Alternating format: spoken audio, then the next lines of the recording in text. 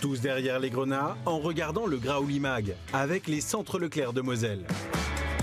Et pour toujours plus de promos, téléchargez l'application Mon Leclerc.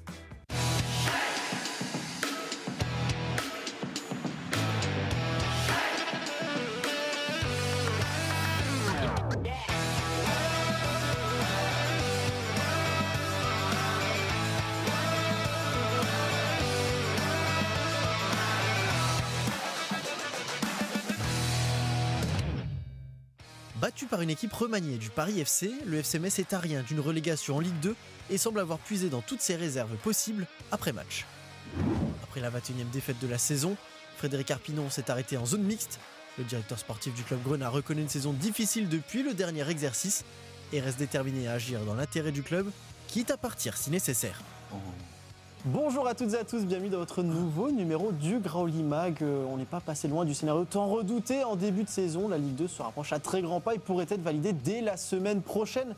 Après cette défaite face au Paris FC, on va revenir évidemment sur ce qui s'est passé avant, pendant et surtout après la rencontre avec nos chroniqueurs du jour. Et on commence avec Stéphane Borbiconi. Bonjour Stéphane, et tes petites notes. Salut Abric. 4 de losange avec les compos. Des petites pattes de mouche. Eh ben, Ouais. Tant que tu arrives à te relire, c'est le principal. Je comprends rien. Ouais, moi non plus. Face à toi, ils sont deux sur c'est leur binôme du jour. Bertrand Antoine est avec nous. Salut Bertrand. Salut Aymeric. On a commenté ce match ensemble, on a frissonné, mais peut-être plus à cause du vent, malheureusement. Malheureusement, On aurait mis un petit ça peu dans devient redondant à Saint-Symphorien, malheureusement, ou même en dehors de Saint-Symphorien, donc on va en parler. Et à tes côtés, Angelo Salemi qui glisse sur toutes les pelouses de France. Salut Aymeric, bonsoir à tous. On va pouvoir commencer avec justement la première partie de cette émission, c'est le journal de la Ligue 1.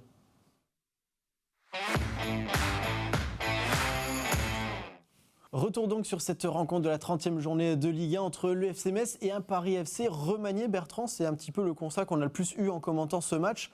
Le score est très large pour les Parisiens, alors que l'équipe était quand même pas mal différente de celle qu'on a eue la semaine dernière face à Monaco.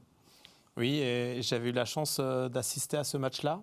J'avais été voir donc avec mon frère Paris FC Monaco. Petit coucou à Mathieu. Allez, soyons sérieux, pardon. Et effectivement, j'étais très surpris en fait de la composition. On en a parlé en avant-match. Je ne m'attendais pas à ce qu'il y ait autant de changements. Alors après, Antoine Camboiré, j'étais aux côtés d'Angelo, le disait, qui voulait concerner tout le groupe et que pour lui, il a fait ses choix et ses modifications.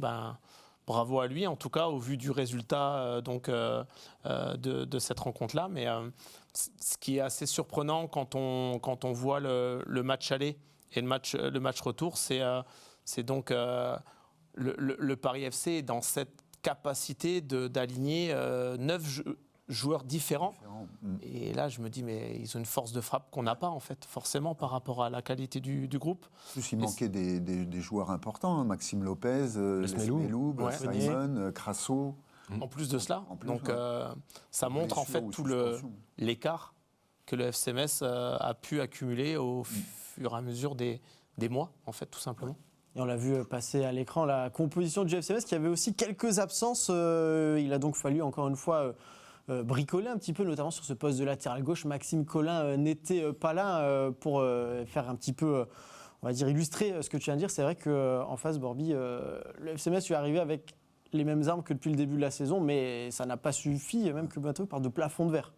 C'est ça le problème, c'est qu'en face, on a une équipe très largement remaniée, mais ce n'est pas tant ça le fait évident de cette fin d'après-midi, c'est plutôt les prédispositions mentales du FC Metz. Vous pouvez mettre quasiment n'importe quelle équipe en face. La question est de savoir dans quelle disposition et est-ce que tu as vraiment envie de gagner ce match. Après, on voit très bien que c'est une équipe, je parle des Grenats, qui n'y est plus. Qui est sur le terrain pour être sur le terrain, qui court, fait certains efforts, mais sans y croire vraiment. Alors, parce qu'on le voit au niveau des stats, c'est plus ou moins équilibré au niveau de la possession, au niveau des tirs aussi, 13 tirs à 15, 6 tirs cadrés à 7. Pourtant, au tableau des scores, 3 buts 1 pour le Paris. Oui, mais on fait illusion. Mais après, dans les zones de vérité, on n'y est pas. On manque d'agressivité, on manque de communication. Il y a toujours des erreurs de marquage. Sur le premier but, on a Ciro Immobile qui est seul aux 20 mètres. On a Yekbe et Sané qui sont très loin et spectateurs. Il y a pas de communication, d'anticipation. Sur le deuxième but, c'est un coup de pied arrêté, il y a une remise second poteau. Il n'y a pas de marquage, Kouao qui dort, qui est là. Donc on voit bien que dans les têtes, parce qu'à mon sens c'est le problème principal, mais pas que depuis ce match-là, depuis longtemps, quasiment toute la saison, c'est le manque d'implication, d'agressivité, de communication, d'enthousiasme, d'envie, enfin tous les ingrédients qui font qu'on puisse espérer un bon match d'une équipe de Ligue 1. Et là, on n'y est pas.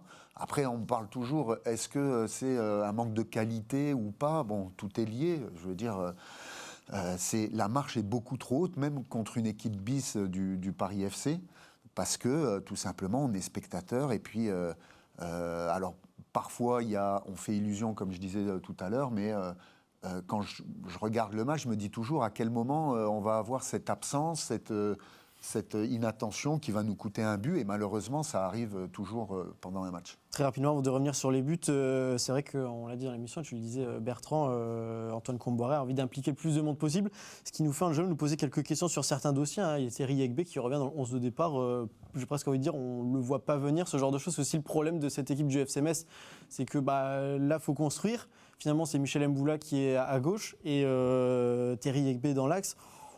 Puis on remet encore une fois Jean-Philippe Bamin dans le cœur du jeu, ce qui faisait pas de mauvaises choses, on a envie de dire, mais c'est vrai qu'à la lecture, c'est un peu compliqué. Après, on dit toujours dans le foot, on ne change pas une équipe qui gagne. Une équipe qui perd tous les week-ends, forcément, tu es amené un petit peu à changer.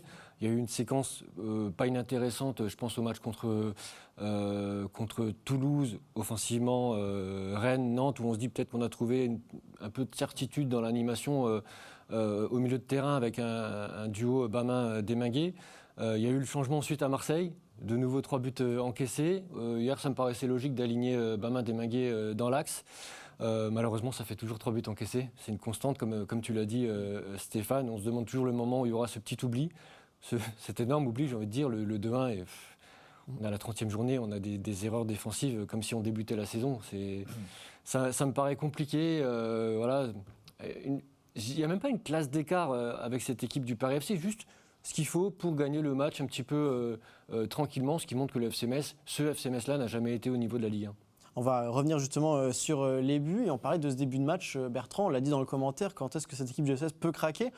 On a pensé à une bonne entame de match avec ces 2 corners consécutifs. Finalement, derrière, il y a ce pénalty sifflé qui finalement a été annulé et ce premier but qui arrive d'Ali Mamigori. Le FC Metz, en fait, n'est jamais vraiment rentré dans ce match-là. Effectivement, puis il y a eu cette longue coupure. On ne va pas encore reparler de la VAR, on en a assez parlé sur ce plateau. Mais Bertrand ne commente plus rien en direct. Ouais. Il se laisse à minima 5 minutes avant de commenter quelque chose. Ah oui, en attendant le VAR, c'est hyper malheureux en fait. Moi, je suis hyper triste parce que je vis plus d'émotion. Ça avait été le cas avec le but de Gauthier contre Nantes. Je vais même pas célébrer personnellement. Emeric, je peux dire qu'il était euphorique. Et je trouve ça chouette. Mais la VAR, elle m'a tué en fait. couper les pattes. Complètement. En termes d'émotion, c'est la mort du football, la VAR. Je suis désolé. Oui, donc alors. En termes d'émotion, je voulais pas relancer le. Mais quand tu es sur le terrain, Enfin, une émission parallèle. Ce qui compte, c'est la justice. Plus que l'émotion. Quand tu es sur le terrain, je comprends, spectateur, tu regardes la finale de la Ligue des Champions, tu veux vibrer. T'as raison. Mais est-ce qu'il y a justice ? Quand tu vois le carton rouge de Nantes, par exemple, face à Brest, il y a la VAR. Est-ce qu'il y a de la justice ? Je ne suis pas sûr. Ça prête toujours à discussion. Non, mais peut-être pas à 100%. Mais sur bien des cas, combien de fois je me suis dit, ah punaise, s'il n'y avait pas eu la VAR, il y aurait eu une grosse faute d'injustice. Et je préfère qu'il y ait plutôt sur 100 cas, 99 où on puisse rectifier le tir. Mais je suis d'accord avec toi, oui, ça enlève l'émotion et la spontanéité de l'instant. Oui, trouver le bon équilibre en fait entre la justice où tu as complètement raison et puis les émotions, parce que le football c'est quand même des émotions à vivre sur le terrain. Mais pour revenir à la question d'Emeric, effectivement, ce que c'était. C'était le FC Metz. Il referme les parenthèses. Oui, pas comme toi, et je ne citerai pas d'autres noms. Il ouvre 12 parenthèses et on ne sait plus où on en est. Avoir envie. Donc effectivement, ils sont tombés après dans un faux rythme. Le Paris FC a pris le monopole du ballon sans être vraiment dangereux. Et puis là, c'est aussi la réussite. Le ballon est contré. Et donc, comme tu le disais, il y a Sadi Boussané et Terry Yegbe qui sont un peu attentistes. Et là, on est proche de la surface. Regarde le déroulement de l'action de Kebal sur le côté. À aucun moment, tu as Yegbe ou Sané qui prennent l'info sur les déplacements des attaquants Pour le adverses marquage, et de Thierry Immobilier, de se regarder, de scanner, de se parler, de faire le petit pas qui fait la différence à 1 mètre près, 50 cm. Près, ça fait toute la différence. On est à contre-temps, on subit, on regarde que le ballon et au final, Immobilier, même s'il a de la réussite, il n'y a pas de contestation possible, mais voilà, c'est une erreur de jeunesse à ce niveau-là qui ne pardonne pas. On va revenir sur d'autres choses, d'autres actions de ce match, parce que malheureusement, il y a eu cette ouverture du score. Et puis, peu de temps après, il y a eu la blessure d'Habib Diallo, on a envie de dire là-dessus. Alors, grosse béquille lors d'un contact avec le gardien Angelo, qui fait un petit peu tourner ce retour au fiasco, on a envie de dire, malheureusement. C'est clair que le retour d'Habib Diallo, alors, pour le coup, quand Diallo signe au 31 août, je me dis que c'est une formidable nouvelle. C'est inespéré pour Metz d'attirer un attaquant de ce niveau. Force est de constater que ça a tourné à la catastrophe. Il y a eu une bonne séquence en octobre-novembre. Il faut se souvenir qu'il est quand même impliqué dans les victoires, notamment ce but face à Nice que je trouve formidable, l'enchaînement. Je me suis dit c'est vraiment un enchaînement d'attaquants de Ligue 1, de très bons attaquants de Ligue 1. Il y a eu une petite blessure qui l'a coupé. En fait, depuis, c'est catastrophique. Pourquoi, selon toi, ça a été mieux en octobre-novembre ? Parce que l'équipe a commencé à bien tourner aussi. Je pense Parce que individuellement, et on a eu ce débat sur ce plateau, physiquement, il est mieux. Ouais. Parce qu'il arrive, il signe le 31 août. Ah oui, il a fait une préparation tronquée dans un pays exotique. Il arrive, tu es en Ligue 1, l'équipe est déjà sous pression parce que tu perds les matchs. Il faut qu'il se mette en canne, il faut qu'il se mette en jambes, il faut qu'il ait des minutes, des matchs, qu'il enchaîne les semaines d'entraînement. Ça ne vient pas comme ça d'un claquement de doigts, même si c'est Habib Diallo et qu'il a déjà marqué 20 buts avec Strasbourg en Ligue 1. Il faut bosser. C'est pour ça que je dis que le recrutement a été loupé pendant l'intersaison, parce qu'il était trop tardif. Oui, Son premier but, je crois que c'est le premier match, c'est le 13 septembre. Tu as déjà un mois et demi de compétition. Tu as un joueur qui arrive, qui n'est pas prêt physiquement. Et quand il va mieux, comme par magie, il commence à prendre ses sensations, ses repères et à être plus efficace. Et puis, il se blesse, tu as raison, et la canne, ça casse complètement le rythme. Et l'équipe est sous l'eau, lui aussi, et la saison est ratée. Habib Diallo a des belles années, c'est un attaquant qui ne doutait jamais. Il ratait une occasion, il passait à la suivante et souvent il finissait avec un but par match. Là, c'est un attaquant, il est dans un doute terrible. Et ça me fait beaucoup de peine quand même, parce que Saint-Symphorien l'a pris en grippe un petit peu, il y a eu presque des célébrations quand il est sorti. Ça me fait de la peine parce que c'est quand même un joueur qui aime le club par-dessus tout, qui aurait pu continuer à prendre son chèque tranquillement en Arabie Saoudite et s'en foutre du FC Metz, tout simplement. Il est revenu. Ah oui, ses performances ne sont pas bonnes, je suis complètement d'accord, mais ça me fait un petit peu de peine de voir que l'histoire bégaye de cette façon. Très rapidement, la sortie d'Habib Diallo, c'est évidemment un changement de capitaine. Ce n'est pas Götze qui l'a récupéré, mais Kofi Kouao, qui est en fin de contrat, on le rappelle. Il avait dit qu'il était ouvert à une prolongation du côté de notre émission, quand il était l'invité en novembre dernier. Malheureusement, d'après nos informations, il ne devrait pas prolonger.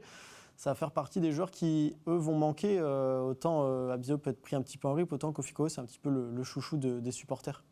Ouais, puis c'est un garçon qui a amené de l'énergie toute la saison, toute l'année. Alors sans doute avec des manques aussi, parce que c'est quand même un latéral. Le latéral, dans le football moderne, on lui demande de centrer, on lui demande, mais il faut aussi défendre. Et au vu du nombre de buts qu'on a encaissés, sans lui jeter la faute, parce que forcément le gardien a sa responsabilité. Je fais un petit clin d'œil à Angelo. Et l'équipe dans son animation défensive, mais effectivement, peut-être qu'il a pêché sur le marquage là, du deuxième but. Il s'arrête. Il est dans cette zone-là. Au-delà de ça, c'est un garçon, je pense, qui correspond bien aux valeurs Grenat. En tout cas, dans l'engagement, je trouve qu'il ne s'est pas caché aussi quand il a été en interview à la fin des matchs, assez lucide, en disant que forcément, ils n'étaient pas au niveau et qu'il fallait redoubler d'efforts. Donc, c'est un garçon qui s'est bien inscrit dans le paysage messin et grenat.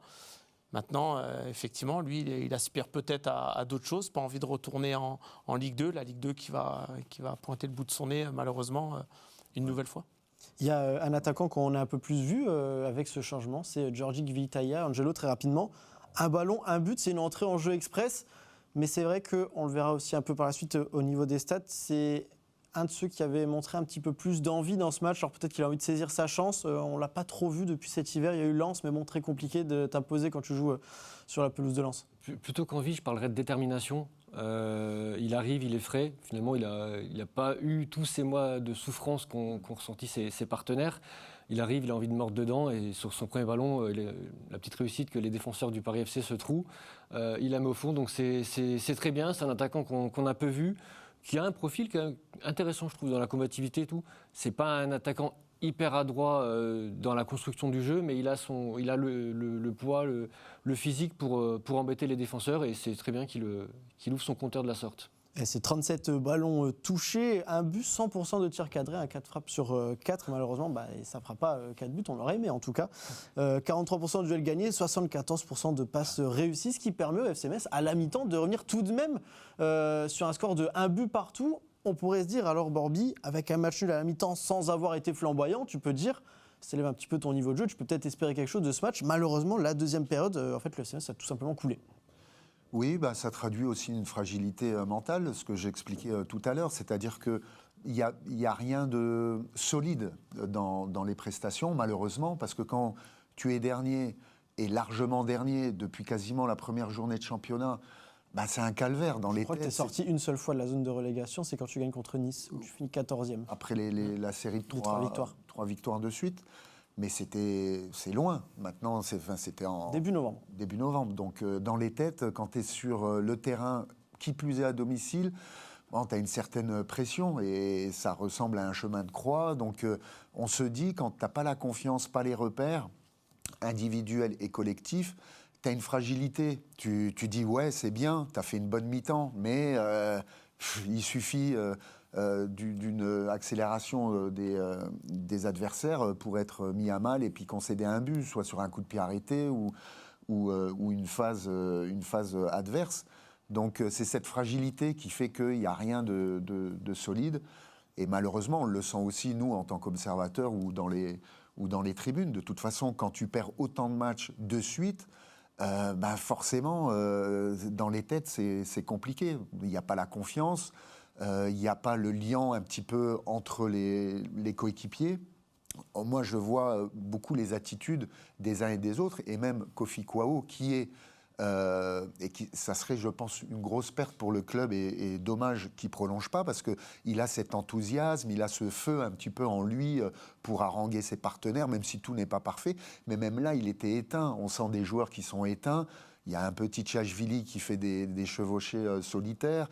On a des joueurs qui ne se parlent pas trop, mais ça peut se comprendre aussi parce que c'est très long, c'est très difficile. En face, il y a de la qualité. Après, quand vous perdez beaucoup de matchs, vous savez que vous faites un constat d'impuissance. Vous dites, quoi qu'on fasse, on n'a pas la qualité, on n'a pas la percussion, on n'a pas la solidité défensive, la qualité offensive pour faire basculer le match dans le bon sens.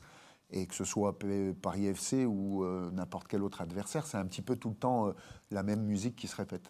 Petit raccord avec l'actualité, c'est pas parce que le prix de l'essence a explosé, mais le FC Metz était bien sur la réserve, malheureusement, mentalement en tout cas. C'est ce que nous explique un petit peu Benoît Tavenot après la rencontre. Voilà, j'en avais parlé en avant-match, j'ai senti sur la semaine, c'est la première fois depuis que je savais que sur la semaine, je sentais qu'on était sur la tangente, quoi. Et la fin de score a été proche de péter. On a été dans les efforts, mais on était bouillis ce soir. Oui, mentalement, c'était trop dur pour nous. On n'a pas su faire face. Et ça donne un match trop moyen, même si on a des occasions, même s'il y a encore le premier but, le tir il est contré. Et puis, le PFC a un peu de réussite, mais ils étaient beaucoup plus nets que nous et beaucoup plus... de par la situation, il y avait beaucoup plus d'enthousiasme, quoi. Et nous, là, c'était très dur pour nous. Très, très dur. Après, est-ce qu'on peut reprocher aux joueurs de ne pas avoir donné athlétiquement ou de ne pas avoir essayé? Non, ils ont essayé, mais plafond de verre sur ce match-là, il n'y avait pas l'énergie qu'il y a eu contre Toulouse, il n'y avait pas l'énergie qu'il y a eu contre Nantes, il n'y avait même pas l'énergie qu'il y a eu à Marseille. Voilà, c'était un match... C'était un match où vraiment, on a été trop limité, mais les limites, elles arrivent de la situation et c'est l'aspect mental qui c'était trop dur pour nous ce soir. Un constat qui intervient à quelques journées de la fin. Il y a évidemment ce match entre le FC Metz et le Paris FC ce week-end, mais pas que. On va regarder les autres résultats avec pour commencer ce vendredi la victoire à rebondissement, 3-2 de Lens sur Toulouse, la victoire de Lorient contre Marseille 2-0 et ensuite pas mal de matchs nuls avec Angers-Le Havre, Lille-Nice ou encore Nantes-Brest à la toute dernière seconde ce dimanche. Il y a eu aussi Monaco-Auxerre, ce qui permet au classement, vous allez le voir, de ne pas officialiser encore la descente du FC Metz, mais ça pourrait être officialisé dès la semaine prochaine. Dans le haut de tableau, évidemment, ça bataille encore pour les places européennes. Dans le bas de classement, Nantes aussi est dans le dur, on peut le dire. Il y aura un match de retard face au Paris Saint-Germain. Alors le maintien, c'est cuit ou presque pour beaucoup, pas encore mathématiquement, même si presque, mais pour Jean-Philippe Bamin, en tout cas, ça l'est. Chaque personne ici donne le meilleur de soi-même. Après, si on est limité ou pas en termes de niveau, mais je pense que personne ne triche. Et c'est sûr qu'on a... Revenir d'un match comme ça, on est abattu. Hein. Et comment finir, essayer de finir honorablement la saison, ça se joue sur quel ressort? Non, ça joue sur aucun ressort. Je pense que à partir du moment où le club vous paye et vous a donné un contrat, vous a fait confiance pour défendre ses couleurs, faut lui le rendre. C'est une question de respect et tout le monde doit respecter le club, son président et les personnes qui travaillent.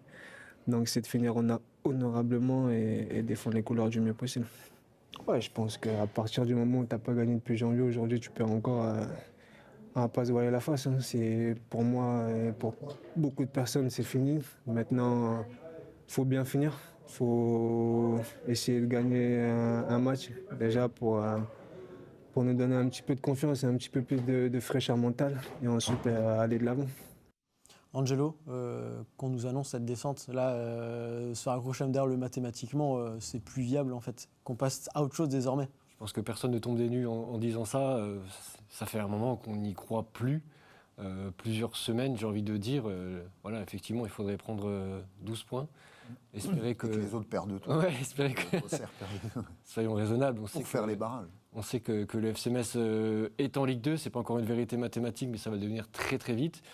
Ça peut permettre de préparer la suite un petit peu plus, pas tranquillement, c'est pas le bon terme, mais ce serait un petit peu l'inverse par rapport à la saison dernière et aux précédentes où le FC Metz a peut-être manqué de temps pour préparer en jouant les barrages, je pense notamment. Donc voilà, il faut profiter de ces semaines-là et préparer des dossiers qui vont être très importants par rapport à l'organigramme du club notamment. La transition est toute trouvée pour notre prochaine partie. On va évidemment évoquer la fin de la saison dernière avec Frédéric Arpinon. C'est l'heure du focus.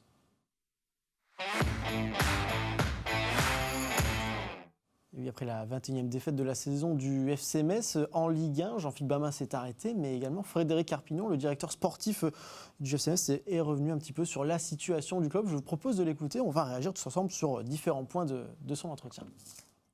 C'est une situation qui est compliquée, hein, mais comme je l'ai dit aux joueurs, c'est pas aujourd'hui que ça a commencé. Hein, si on fait le retour, je crois que ça a commencé déjà la saison dernière, où je pense qu'avec l'équipe que l'on avait en Ligue 2, on aurait dû finir dans les deux. Hein, je pense que notre chemin de croix a commencé l'année dernière, hein, quand on s'aperçoit qu'on est monté au barrage et aux prolongations. Voilà, après quand je dis ça, après je pense à la préparation, hein, les matchs de préparation où ça a été hyper compliqué, le début de championnat. Voilà, on a eu un sursaut, hein, pendant 3 matchs. Pour moi, c'est pas anodin. Hein. Si on a gagné 3 matchs, c'est que peut-être qu'il y a quand même de la qualité dans cette équipe. Voilà. Et comme j'ai dit aux joueurs à la fin du match, il y a un match qui arrive, c'est le Havre. Ce que je leur avais dit avant le match du PFC, voilà, il faut faire bonne figure, quoi. Parce que je pense qu'à un moment ou à un autre, c'est pas possible que ça tourne pas, même s'il y a beaucoup d'insuffisances.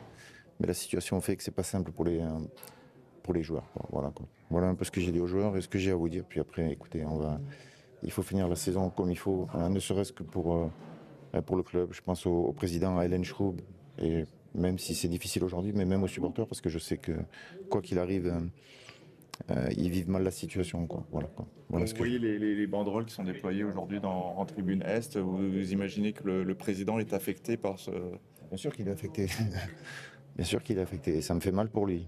Mais après, je peux comprendre. Je lisais hier dans un journal sportif, je crois que c'était l'entraîneur de Reims, que je connais pas, je sais pas, mais juste je disais ce qu'il disait, c'est quand tu gagnes, tu personne ne dit rien, quoi. Voilà, quoi. Après, quand tu perds, tout le monde peut parler, même celui qui n'a pas vu le match.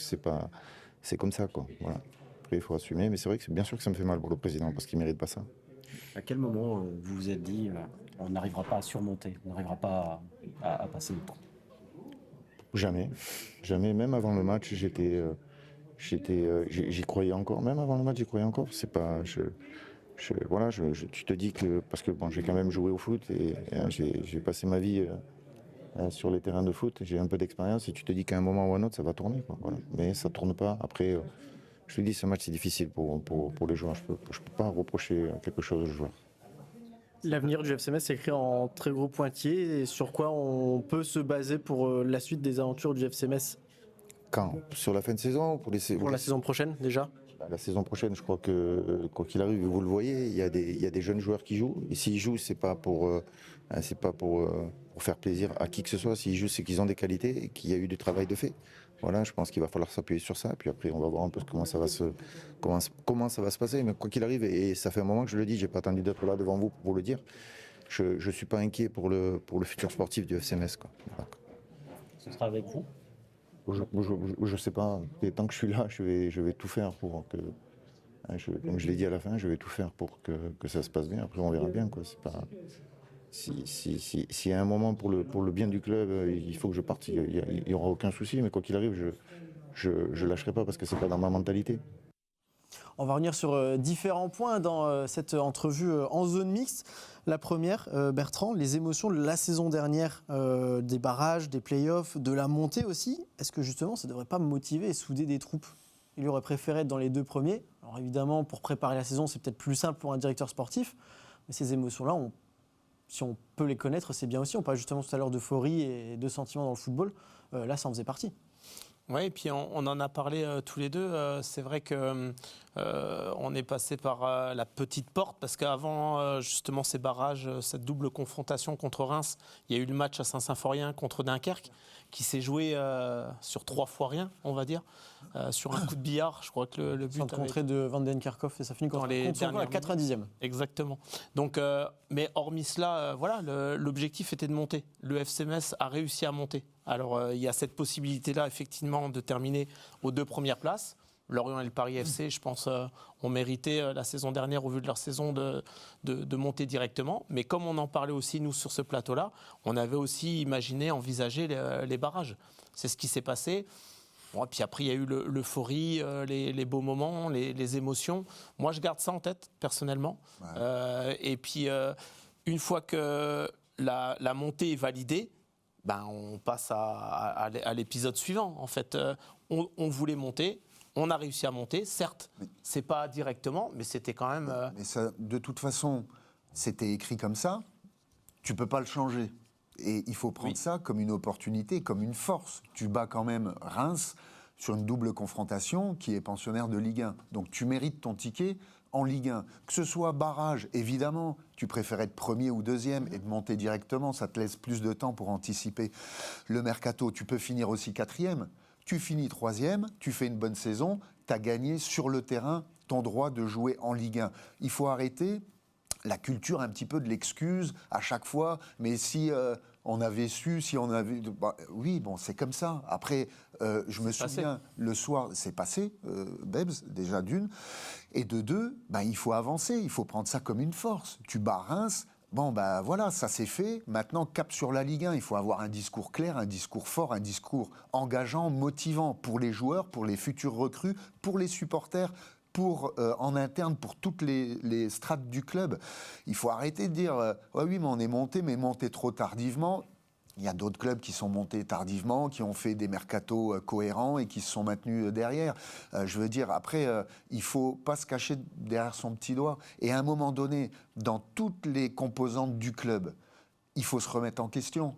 Quand tu perds, évidemment, tu te remets en question. Il faut analyser ce que tu as fait de bien, ce que tu as fait de moins bien, et pas se cacher derrière son petit doigt pour dire « Ah ben non, on va mettre un voile sur cette réalité ou pas ». Il y a eu les banderoles dans le stade. Soit on dit les supporters, ils comprennent rien à rien, je suis dans ma tour d'ivoire et je ferme mes oreilles. Soit on se dit « Bon, Il y a peut-être un petit soupçon de vérité.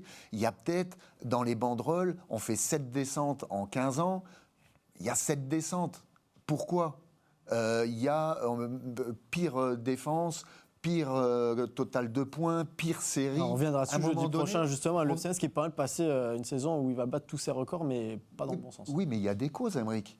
Il y a des causes, c'est pas l'opération du Saint-Esprit, il y a des causes. Tu as fait un mauvais mercato, tu as pris des recrues tardives, tu as fait une mauvaise préparation, des mauvais choix, tu as laissé partir des bons joueurs, tu as laissé partir beaucoup d'expérience. Tu mets 3 millions sur un gardien inexpérimenté, tu avais Baudard, est-ce qu'il valait peut-être pas mieux le garder, le confirmer et le conforter ?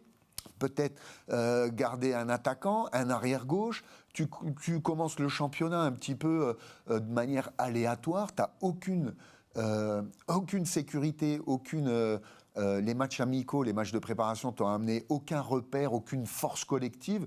Tu débutes le premier match et t'espères ne pas prendre une rouste contre Strasbourg. C'est qu'il y a un problème quelque part. À un moment donné, le président, il faut aussi qu'il se dise, bon, ben, peut-être qu'on fait fausse route, peut-être qu'on fait... Alors oui, il y a des enjeux financiers. Il y a une hyper compétition économique. Oui, c'est difficile pour Hélène Schrub. Oui, c'est difficile pour Frédéric Arpinon. Et le pauvre, j'aimerais pas être à sa place parce qu'il est entre le financier et le sportif. Mais ce qu'il doit décider, c'est avant tout le sportif. Comment améliorer l'équipe, les besoins au poste. C'est valable, Bertrand, tu le confirmeras, à n'importe quel niveau. Tu es même en R3, chaque entraîneur va dire « Ah ben, je veux conserver mes meilleurs joueurs » et par petites touches, prendre un bon joueur là qui peut nous amener parce qu'on a un manque là, on a une faiblesse là. Après, c'est des choix parce que tu cours après les millions, parce qu'il faut vendre, parce que tu as un club serein qui ne te sert à rien, concrètement. Je ne vois pas pourquoi maintenant on a serein. Il vaut mieux économiser et puis mettre l'argent que tu mets à serein, mettre sur tes joueurs, sur le recrutement.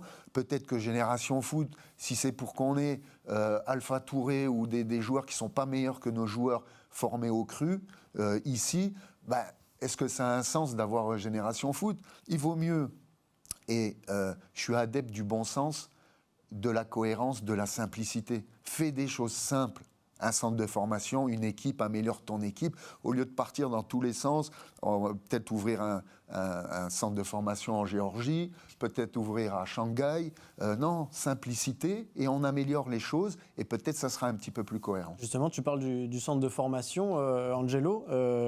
Cette saison, on ne pourra pas se cacher derrière des barrages, derrière peut-être une vision tardive de la saison prochaine. Le FCMS va jouer la Ligue 2 la saison prochaine. On nous parle de la jeunesse, évidemment. Pas mal de jeunes joueurs qui sont entrés en jeu, comme là, Jayan Pandor, qui a fait ses débuts en Ligue 1 face au Paris FC. La jeunesse, et puis c'est tout, ça fait peut-être un peu juste, non ? Ah non, pas et puis c'est tout. Alors ok, la jeunesse, c'est un super vivier. On se rend compte qu'il y a des très bons joueurs qui sont formés au centre de formation du FCMS. On a des Beli Bonongo, des Nathan Bala qui arrivent et se montrent au niveau de la Ligue 1. Dans un monde idéal, ces joueurs-là auraient peut-être des petites entrées en jeu. Là, il se trouve que l'équipe est terriblement en difficulté, donc ils ont plus que ça. On a aussi Pandore qui a fait sa première entrée en jeu hier soir. Mais dans le foot, on sait que tu ne peux pas faire que les jeunes. C'est pas possible. Il faut des cadres à leur côté. Il faut un amalgame. Il faut voilà. Se cacher derrière seulement les jeunes, c'est les envoyer à l'abattoir. Ça serait une catastrophe. Mais je sais que ce n'est pas l'ambition du club. Après, il y a toujours l'inconnu économique. On sait qu'il y a des jeunes talentueux. Est-ce qu'ils seront encore là au 31 août 2026 ? Je ne sais pas. Ça aussi, c'est une inconnue, malheureusement. Voilà, il fut un temps où on se disait, je me souviens de la relégation en 2002, effectivement, il y avait des super jeunes, il y avait des Adebayor, des Stéphane Borbiconi, tu pouvais t'appuyer sur eux. C'est pour l'amalgame, pour équilibrer. Tu pouvais t'appuyer sur eux. Aujourd'hui, on ne sait pas forcément où le FCMS ira, mais alors sur la petite note positive, il y a quand même des jeunes talentueux sur lesquels il faut miser à l'avenir. Après, il faut les accompagner, il faut bien les entourer, il faut qu'il y ait un noyau aussi d'expérience. La Ligue 2... Il faut que les cadres soient au niveau. Cette saison, ce n'était pas le cas. Il faut que les cadres soient au niveau aussi. Oui, mais bon, les cadres, il faut bien choisir les cadres, il faut faire confiance aux bonnes personnes, il faut recruter, il faut travailler. Il va le remettre dedans, là. Non, j'arrête. Mais moi aussi, après, là, on boit tes paroles. Je me projette un petit peu sur la saison prochaine, mais moi, j'en ai marre des mercatos où on se dit qu'il faut vendre pour tant et tant, et au 31 août, on ne sait toujours pas qui on va vendre, qui on ne va pas vendre. On se retrouve, je repense à l'été dernier, avec un Idriss Gueye qui fait la préparation sans se faire mal, parce qu'on ne sait jamais, peut-être qu'il va partir, peut-être qu'il ne va pas partir. J'aimerais bien qu'on règle ces dossiers une fois pour toutes, le 15 juillet, et qu'on n'en parle plus, quoi, qu'on vend les joueurs qu'on doit vendre, et qu'on se projette. Après, c'est complètement utopique ce que je dis, le foot de 2026 c'est plus possible, mais j'en ai marre de ces mercatos qui tirent en longueur. T'as quand même une belle carrière sur Football Manager. C'est plus possible, oui et non. Non, mais j'ai l'impression que c'est qu'à Metz c'est plus compliqué qu'ailleurs. Je sais pas, il y a quelque chose qui m'échappe. J'ai l'impression qu'à Metz c'est plus compliqué qu'ailleurs. On fait tout au 31 août, entre le 30 et le 31 août. Moi je pense que c'est possible, au lieu d'avoir en cible un joueur un peu meilleur, mais tu sais qu'il va te faire traîner le mercato jusqu'au... il vaut mieux peut-être s'orienter vers un plat du pied sécurité, avoir un bon joueur, un jeune de Ligue 2, je parle pour la Ligue 1, on est attractif quand même. Quand tu es en Ligue 1, tu vas monter en Ligue 1, tu es Metz, tu as Saint-Symphorien, tu as 18 000 abonnés. Ne me dis pas que les mecs n'ont pas envie de venir, mais je préfère faire confiance à un mec qui a envie de venir, qui sera là dès le premier jour d'entraînement. Bebs, t'es entraîneur, tu sais très bien que la préparation, c'est important d'avoir l'entièreté de son effectif. Et tu es pointé du doigt par Frédéric Arpinon. Oui, mais... Et par Stéphane Lemignon aussi, quand on l'a reçu dans la première émission. C'est pour ça que je dis que Frédéric Arpinon, pour moi, le pauvre, il n'a pas de chance. Il est là, il doit proposer des joueurs. Le président doit lui dire, non, trop cher, il faut en vendre 2 pour en acheter un, mais lui, non, mais lui, on va attendre. Il faut qu'il parte d'ailleurs. Et pendant ce temps, le temps passe, les semaines passent, tu fais pas ta prépa, tu joues les 3 premiers matchs, tu as 0 points sur 9, tu as la pression, tu as les supporters qui râlent de manière légitime, les joueurs en perte de confiance, t'en sors un peu du 11 pour en mettre d'autres, donc la confiance, chacun, et puis la saison, pour moi, elle est ruinée avant même le premier match de championnat. Et justement, on a parlé de Frédéric Arpinon. Sa dernière question, c'était est-ce que ça se fera l'année prochaine avec ou sans lui? Est-ce que l'échec de cette saison, ça doit remettre en cause la position de Frédéric Arpinon, Bertrand? On avait parlé de nouveau cycle l'année dernière. Borby en parlait tout à l'heure. Quand on perd, on se remet en question. Donc forcément, à un moment donné, quand ça ne marche pas, la remise en question, elle doit être générale. Elle ne doit pas être ciblée sur un homme. C'est-à-dire que ce n'est pas Frédéric Arpinon qui décide. Donc c'est un ensemble de personnes à la direction. C'est forcément les joueurs qui sont en première ligne sur le terrain. Et puis après, ça remonte sur le coach et le staff, qui a été changé en cours de route. Voilà, avec une certaine philosophie et puis une autre qui, malheureusement, l'une ou l'autre n'a pas fonctionné, en tout cas. Et puis bien entendu, après, les personnes qui décident, les dirigeants. Donc, à partir de là, une fois qu'on est en capacité de faire le bilan de ce qui a été, de ce qui n'a pas été, on essaie d'apporter des solutions. Et c'est ce qui est difficile depuis des années. Excuse-moi. Et de corriger.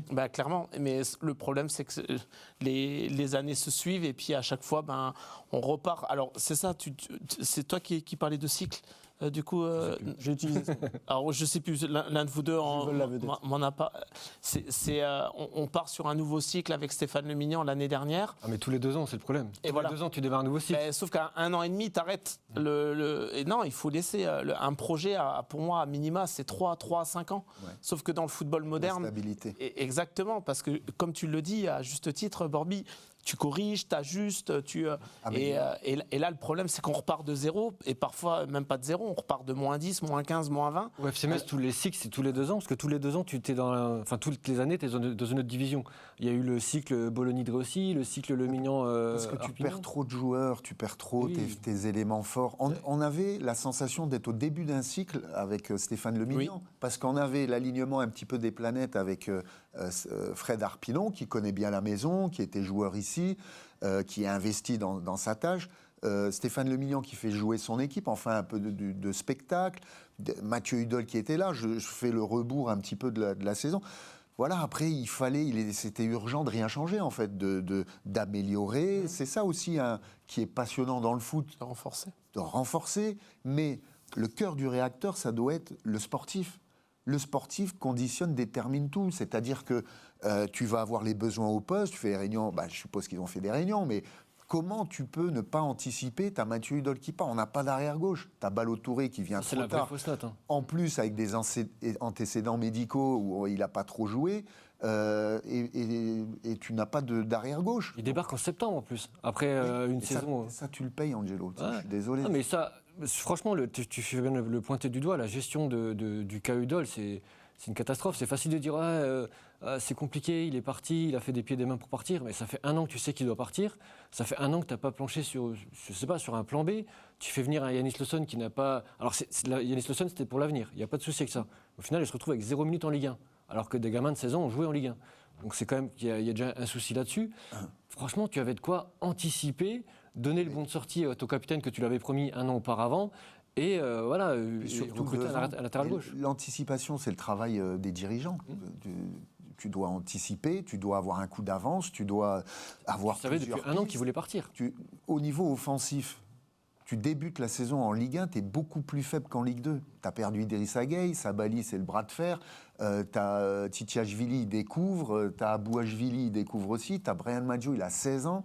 Tu as Sané devant, qui est aussi inexpérimenté. Donc, il n'y a pas de hasard dans le football. Tu as ce que tu mérites, tu manges ce que tu as cuisiné auparavant, tu cuisines un truc pas bon, ce que tu manges, c'est pas bon. Voilà. Et puis, quand on regarde... Image, hein. Ouais, j'ai bien aimé. C'est parlant. C'est un proverbe slovaque. Oh, je connais les phrases slovaques. En tout cas, je ne sais pas s'ils en parlent en Slovaquie de ça, mais l'année prochaine, la Ligue 2, très rapidement, Bertrand, on regarde le classement pour se faire un peu une petite idée de ce qui se passe. Et c'est encore plus serré. Enfin, l'impression que chaque année, c'est un peu plus serré dans le haut du tableau. Là, on a quand même 6 équipes en 6 points pour jouer les play-offs. Et puis, dans les descentes, pour le moment, il y a le FC Nantes qui va s'y ajouter aussi. Dans les montées, il y aura d'autres clubs. Mais là... Force est de constater que là où le FC Metz remontait assez facilement il y a quelques années en étant champion notamment, l'année prochaine, le trophée, il n'est pas du tout assuré. Hein. Ouais, les Stacks, je pense que là, ils y vont tout droit. Après, à voir si le Mans de Robin, Milan Robin, qui est un ancien de la Maison Grenat, génération 99. Et si le Mans monte, ça veut dire qu'il serait 3, alors peut-être avec Saint-Etienne, si on reste sur ce classement-là, ça veut dire que Auxerre descend aussi. Oui. Et donc ça reste quand même un gros nom encore une fois. Encore une fois, c'est sûr que là, puis le Stade de Reims qui est descendu, qui est encore à la lutte là, en tout cas pour les barrages, hein, même si c'est serré. Effectivement, on va se retrouver à nouveau avec des équipes qui sont, je dirais, armées pour. Le FC Metz sait faire. Est-ce qu'il saura faire encore une fois? Je ne sais pas, parce que on en parlait, c'est le nombre de départs, c'est effectivement qui c'est qui va arriver on aura l'occasion de revenir dessus, hein, pas mal de fins de contrat, pas mal de joueurs qui peut-être n'auront pas envie de rester aussi. Ça va être très compliqué pour la saison prochaine. C'est un petit peu pluvieux sur ce plateau, évidemment, on a quand même une petite note de soleil, il nous reste quelques minutes dans cette émission, c'est l'heure du temps additionnel.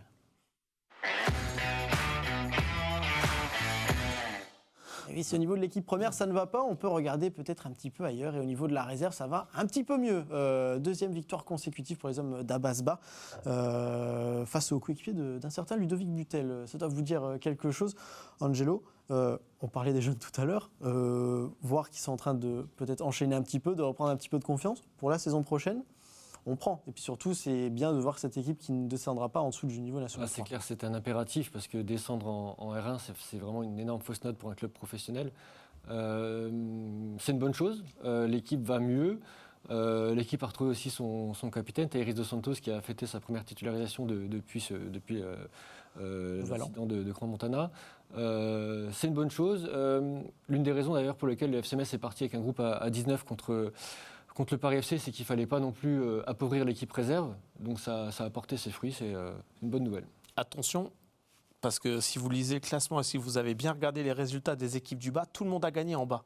Donc ils ont gagné, et heureusement qu'ils ont gagné, parce qu'ils sont encore très serré, ils sont à 3 points. Hein. Et le Stade de Reims descend en R1. Ils ont pris beaucoup de points de pénalité, je crois. Ouais. Mais je parlais d'un club pro, eux ils descendent en R1. Comme Nancy. Ou comme Metz par le passé. Ouais. Donc, pas simple. Hein. Il y a un autre club qui a validé son maintien, lui, c'est le RFC Serein. Alors, Bambi t'en parlait un petit peu tout à l'heure. C'est encore le club satellite du FC Metz.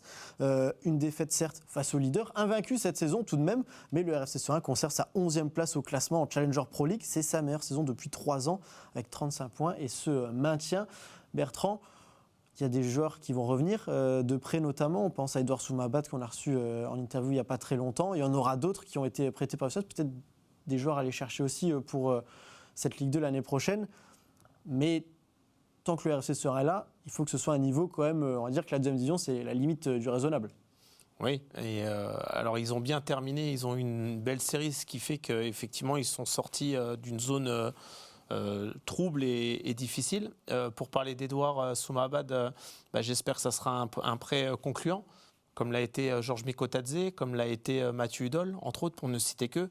On voit comment ils évoluent aujourd'hui. Alors certes, plus sur le maillot grenat, mais Edouard peut faire partie, c'est un jeune joueur de la génération 2003.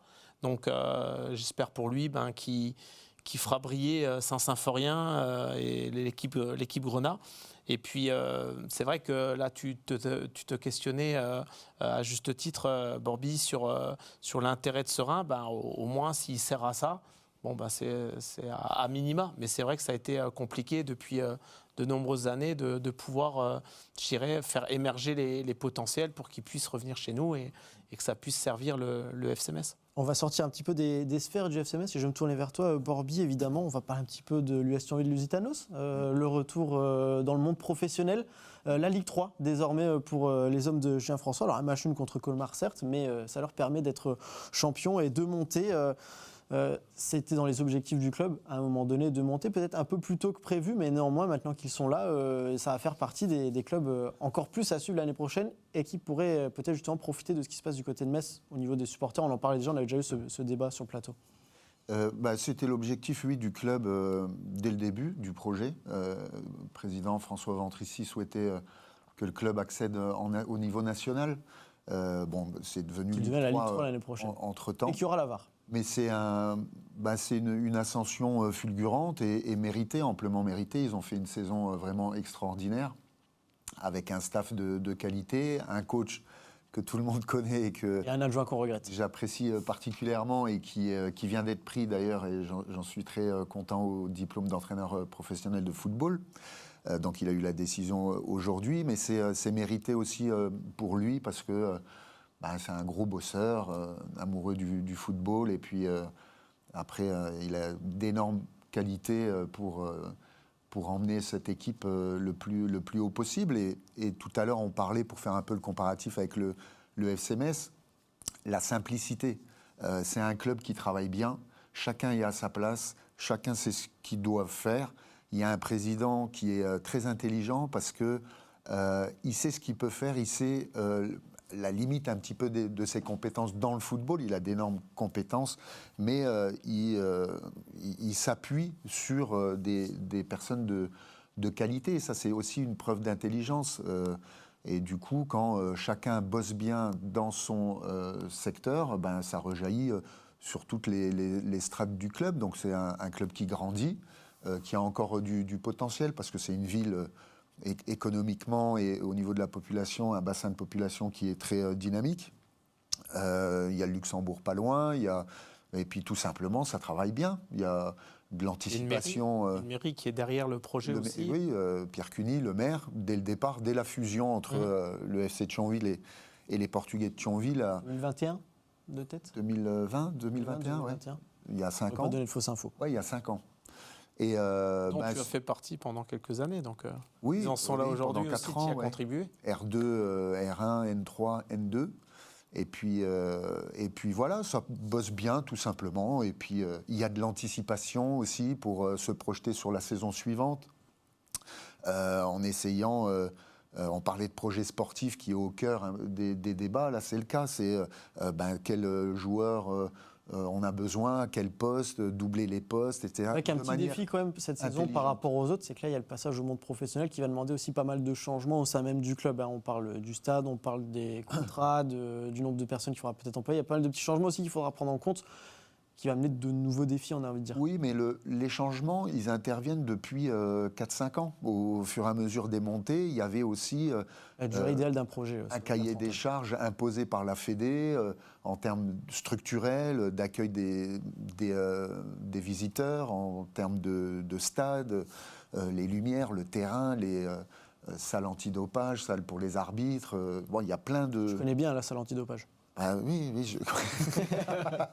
j'ai jamais été contrôlé positif. J'aurais fini à la Juve, peut-être.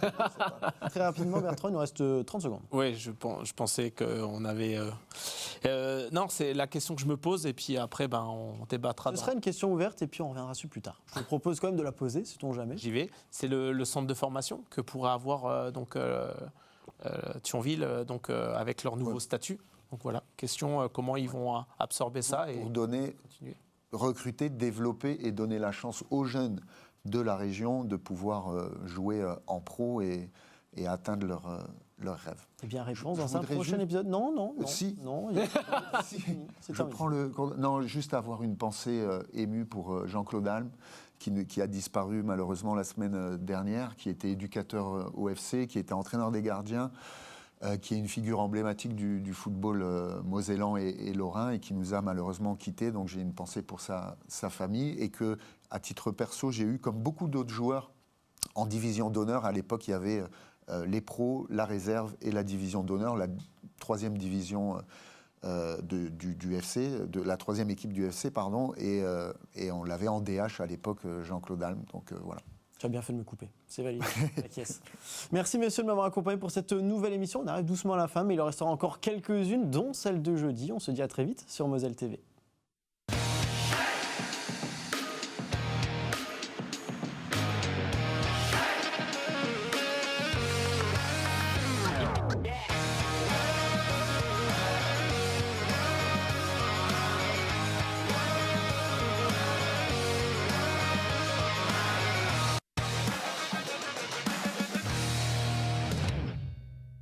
Tous derrière les grenats en regardant le Graouli Mag avec les centres Leclerc de Moselle.